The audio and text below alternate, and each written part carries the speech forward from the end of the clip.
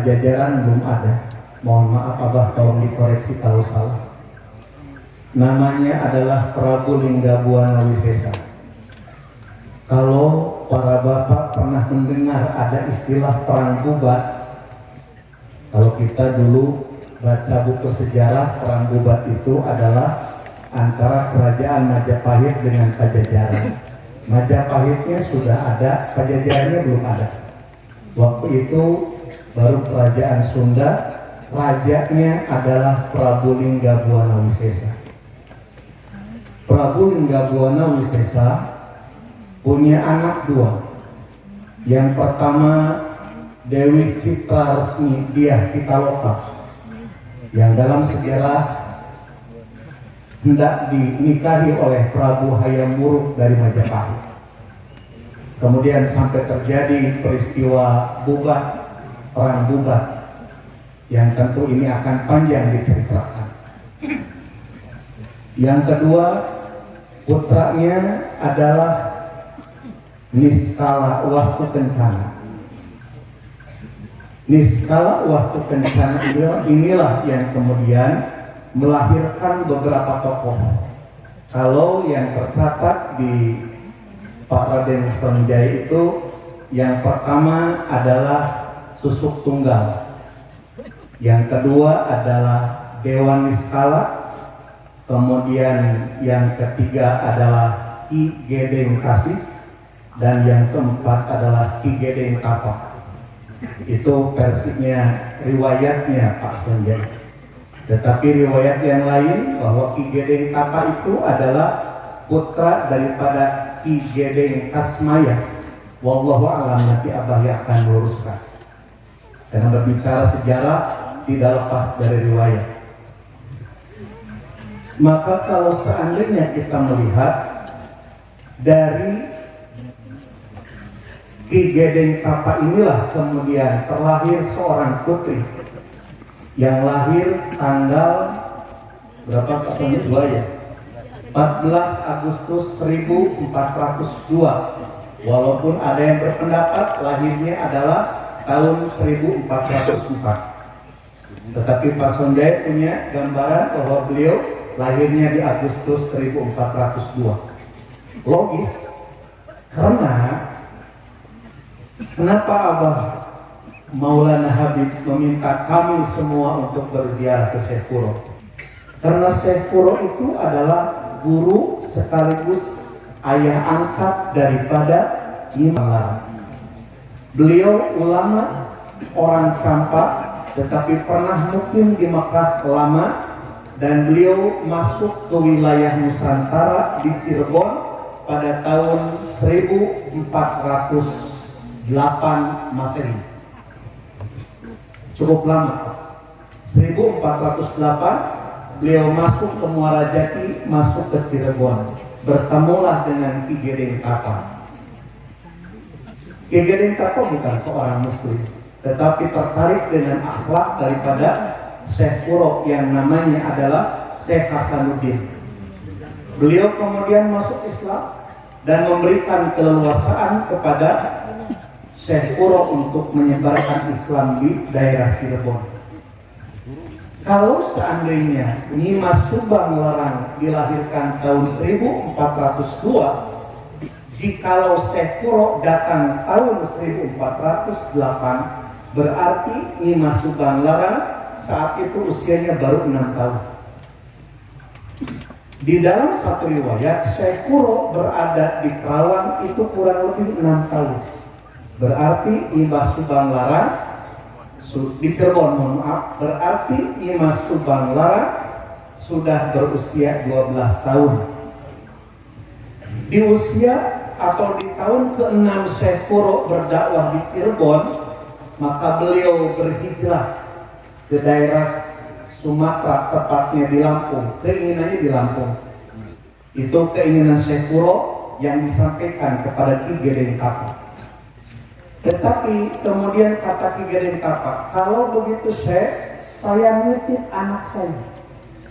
Maka Nyimas Subang Larang yang baru berusia 12 tahun itu kemudian dititipkan kepada Syekh Kuro dan dibawalah yang tadinya hendak nyebrang ke Pulau Sumatera, tetapi beliau kemudian malah tinggal di Karawang. Maka bumen-bumen cek Sunda nama Syekh Kuro di Karawang.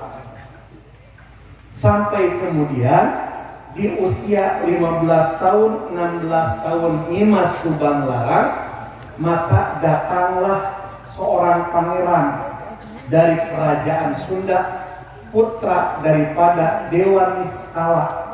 Karena Dewa Niskala itu adalah penganut agama Hindu yang taat, dan dia seorang raja yang besar.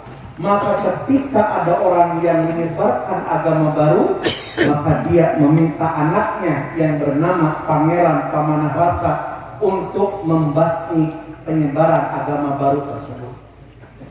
Datanglah Pamanah Rasa yang namanya lainnya adalah Raden Wijayanagara. Tetapi ternyata sebelum ketemu dengan Syekh Kuro, bertemulah dengan Nyimas Subang Larang. Tertarik, dan kemudian singkat cerita Prabu Sriwangi menikahi atau Pamanah Rasa, yang kemudian beliau menjadi raja besar, bergelar Maharaja Prabu Sriwangi, yang menjadikan dua kerajaan besar Galuh dan Pakuan disatukan menjadi sebuah kerajaan namanya Kerajaan Pajajaran.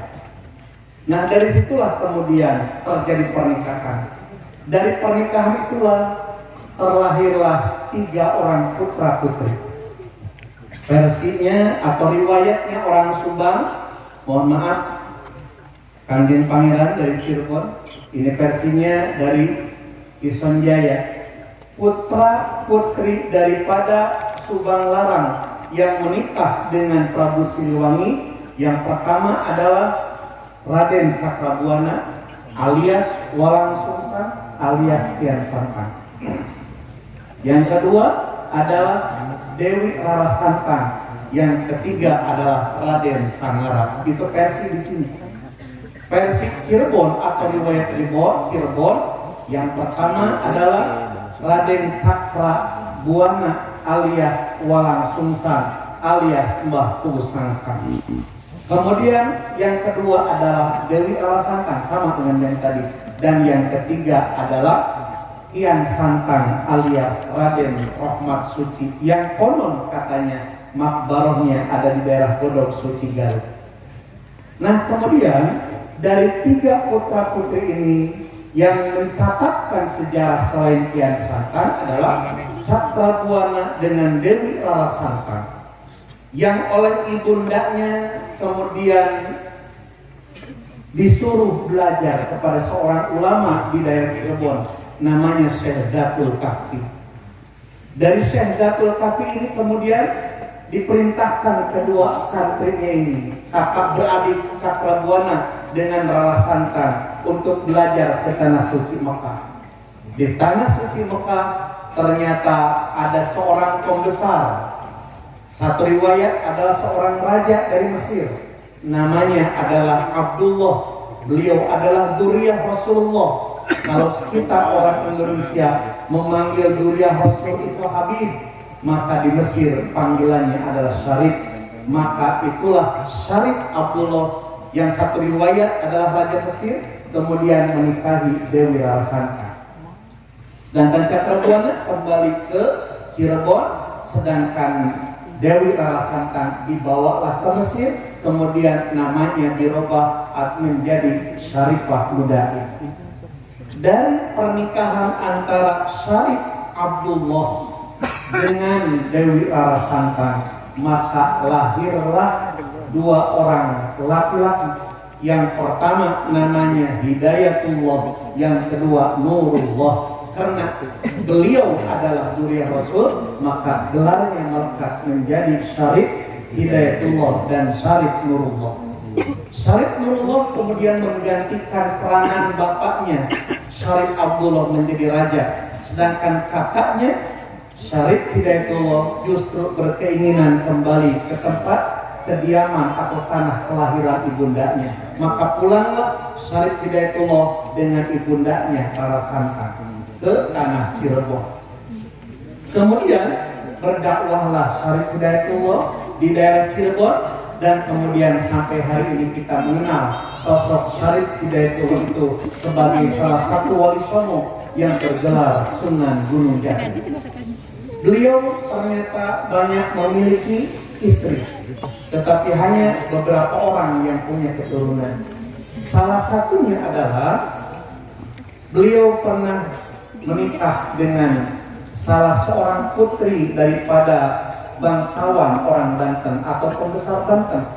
Ada satu riwayat namanya adalah Pangeran Permadi Surosuan dan sebagainya. Wallahu alam, nanti Abah yang akan lebih menjelaskannya untuk kesohihannya. Menikahlah dengan seorang putri dari Banten, namanya adalah Nyi Kawunten, yang kemudian dikenal dengan nama Nyi Kawung Anten. Jadi dua-duanya ada di Subang. Nyi Kawung Anten ini menikah dengan Sunan Gunung Jati atau Syarif Hidayatullah, maka lahirlah dua orang anak, laki-laki dan perempuan. Yang laki-laki bernama Pangeran Sebak Kingkin, yang perempuan bernama Nyi Ratu Winaon. Kemudian Syekh Syarif Hidayatullah mendirikan kesultanan di Banten. Setelah kesultanan di Banten berdiri, maka diserahkanlah tampuk kesultanan di Banten kepada putranya, yaitu Pangeran Sebak Kingkin, yang kemudian diberikan gelar Sultan Maulana Hasanuddin Al-Banten.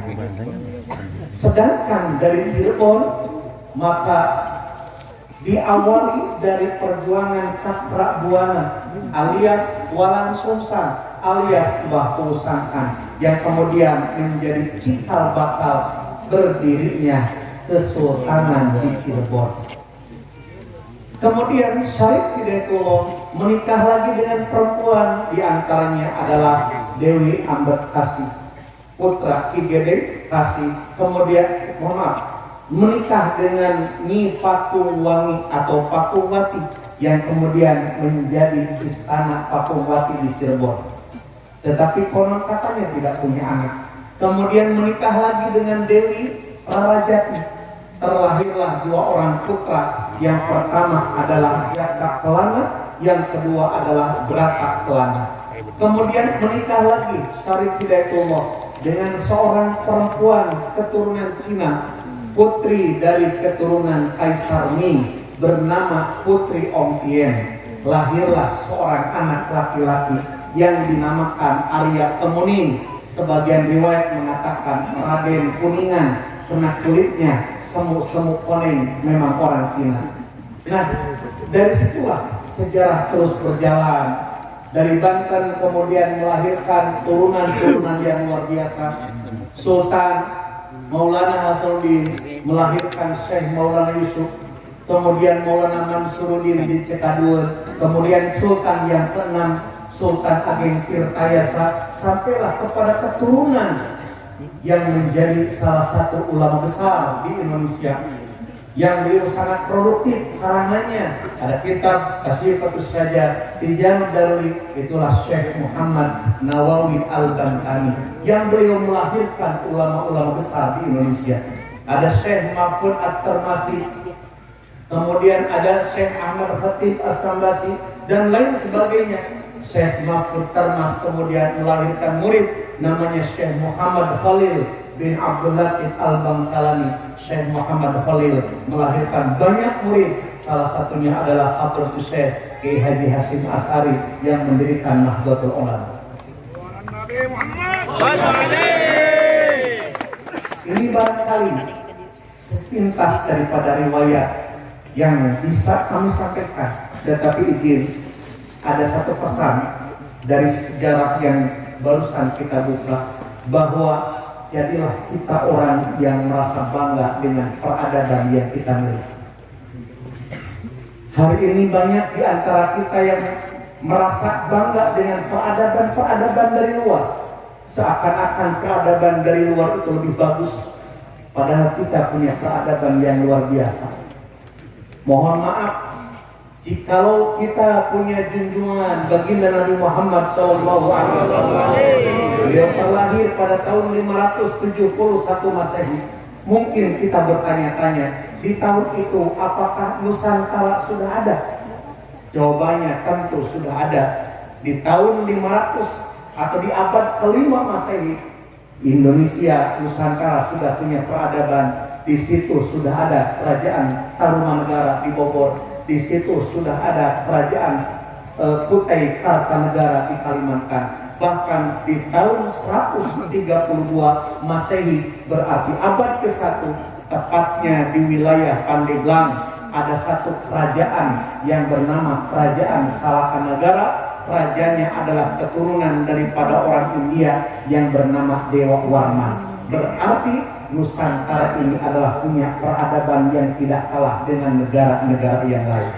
Maka moga-moga dengan kita membuka sejarah, kemudian kita menghaulkan Nyimas Subang Larang, menghaulkan Nikawulkan, ini tidak main-main, bahwa ternyata dua tokoh yang melahirkan dua kesultanan besar di Jawa Barat, ternyata makbarohnya ada di Kabupaten Subang, yang insya Allah malam ini adalah perdana kita haulkan, dan semoga tetap bisa kita haulkan secara berkelanjutan. Demikian, mohon maaf jika ada kekurangan, Abah mohon dikoreksi, karena ini adalah kealpaan dan kekurangan dari kami. Itu saja barangkali. Wallahul muwaffiq ila aqwamit thoriq. Assalamualaikum warahmatullahi wabarakatuh.